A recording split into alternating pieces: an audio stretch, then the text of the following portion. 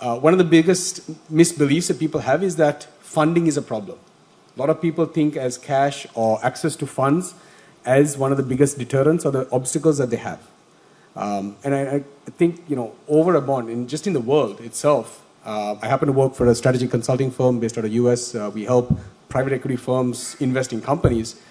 So not even in Sri Lanka, but globally, there is far more money and funds available than there are investable ideas.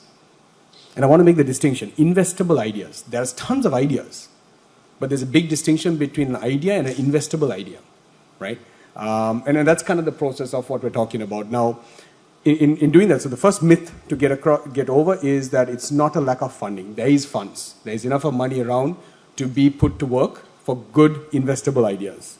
And I think in doing that journey, as an entrepreneur, as an inventor like yourselves, you need to be well aware of what are your options of how you go about doing this. So one of the first means, and you've already kind of started on that path, is called sweat equity, right? What sweat equity means is you are working.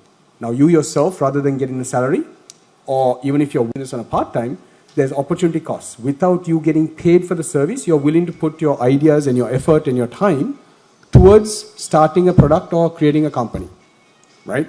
Now, that can be extended.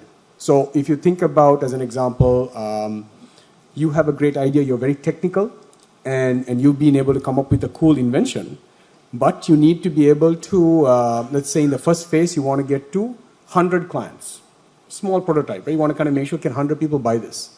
Or let's say, hey, you figured out the technicality, but you want to be able to put a nice packaging or a wrapper around it, right? One of the first things that people think about is, oh, I need money to be able to put this package and to go do it.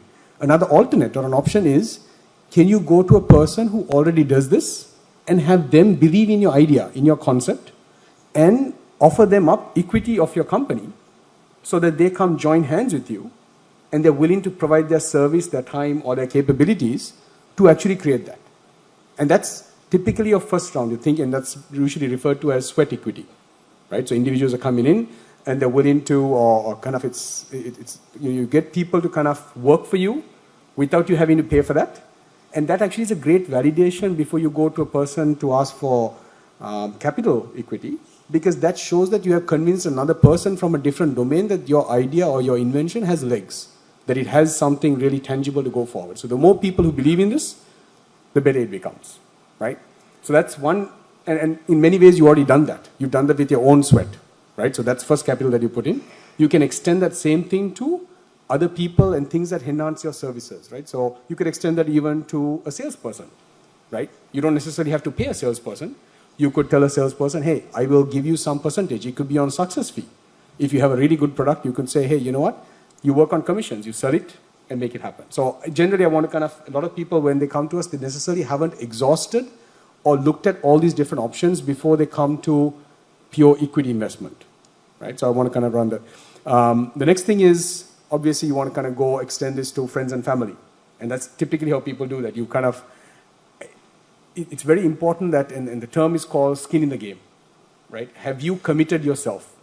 If it's an idea that you're willing to take forward, it's important that you have proven and you've shown that you're willing to put a large part of your savings, that you're betting on this, right? And then if you can go and if you happen to be from a group of friends or from a family or people that you know that have some funds available, and if you can convince them, and typically it's easier to do that, right? Because there's some element of where people might not even understand your product or your invention, but they will believe in you, right? So they might not understand your technology, they might not understand the market, but if they believe in you as a person who will deliver no matter what,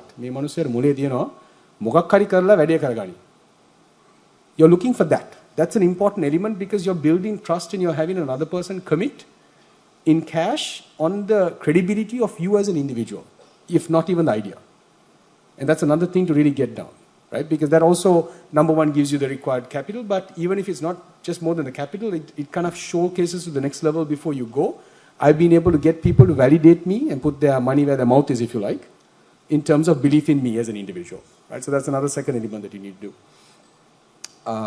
Third element, I think, is about how do you get mentoring and guiding, right? So And sometimes even in terms of opening our networks, right? So say you want to sell into a location, if you want to get a sales partner, if you want to kind of go into another location, say you have an invention, you want to potentially sell into India, you could deploy the same process. You could look for alternate means. You can figure out who has the most amount of networks or connections into the market that you're trying to sell into, and discuss with them some arrangement where they have some share in your company.